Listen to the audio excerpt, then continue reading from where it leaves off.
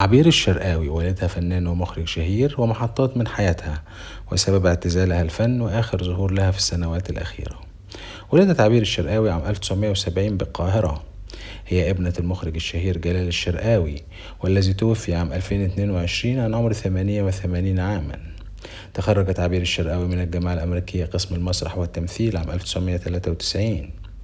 بدأت مشوارها الفني عام 1993 في مسرحية عطية الإرهابية، وذلك بعد أن أعلنت الفنانة سهير البابلي اعتزالها الفن وقتها، وكان جلال الشرقاوي هو مخرج المسرحية، فاستعان بعبير الشرقاوي بدلا من سهير البابلي لتنطلق بعد ذلك مسيرتها الفنية القصيرة التي قدمت فيها أعمال قليلة قبل أن تعلن اعتزالها عام 2001 وارتدائها الحجاب، وغابت لعدة سنوات ثم عادت مرة أخرى للتمثيل بالحجاب. ومن أشهر أدوارها دورها في مسلسل أشرار طيبين عام 2004 مع هدى سلطان، دورها في مسلسل عباد الرحمن عام 2005، دور الخيزران عام 2007 في مسلسل الإمام الشافعي، وكان آخر عمل فني لها هو مسلسل إذاعي عام 2010 يحمل نفس الاسم عن الإمام الشافعي.